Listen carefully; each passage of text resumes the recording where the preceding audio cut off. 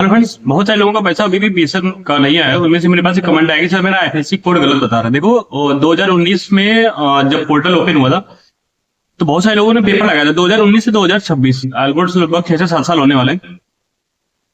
तो उस टाइम क्या हुआ था कि उस टाइम और अब में बहुत सारी बैंकों ने अपना आईएफएससी कोड चेंज किया है, क्योंकि कुछ बैंकें मर्ज हुई हैं। तो क्या पता कि जो आपने पासबुक या जो आपने चेकबुक लगाई हो उस टाइम 2019 में, उसका आईएफएससी कोड और आज उस बैंक का आईएफएससी कोड चेंज हो।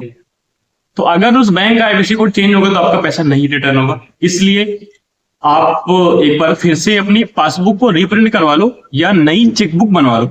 और जिनके भी आईएफएससी कोड गलत बता रहा है या कुछ भी ऐसा आ रहा है, उसका फिर से रीसबमिट मांग रहा है, आपका रीसबमिट चेकबुक या बैंक पासबुक मांग रहा है। तो आप अपनी चेकबुक कैंसिल चेक या रीप्रिंटर नई पासबुक बनवा के उसका प्रिंट लेके उसको स्कैन करके आप फिर से सबमिट कर दोगे, आपका पैसा 1 से 1.5 महीने में या 2 महीने के अंदर आ जाएगा।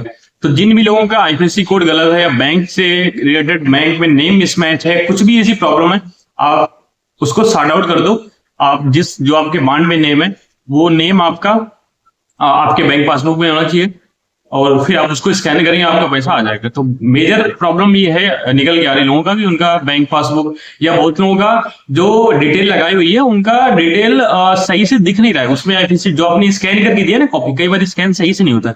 उस टाइम जो कैफे वाले थे उन्होंने बहुत जल्दी जल्दी करने के चक्कर में नहीं ध्यान दिया कि उसका स्कैन सही आ रहा है कि नहीं आता। अगर उसके स्कैन में आपका अकाउंट नंबर या आपका आईएफएससी कोड सही नहीं दिख रहा है ना, तो आपका पैसा रिटर्न नहीं होगा। तो ऐसे कोई भी अगर प्रॉब्लम हो तो आप रिप्रिंट कराओ अपनी पासबुक को, कैंसिल चेक को फिर से स्कैन करके दे दो और सबमिट करो, आपका पैसा कुछ महीनों में आ जाएगा। और ऐसा आपका अगर कोई सवाल है तो आप मुझे कमेंट कर सकते हो, मैं उस पर आपको अलग से जानकारी दे दूंगा। Thank you so much.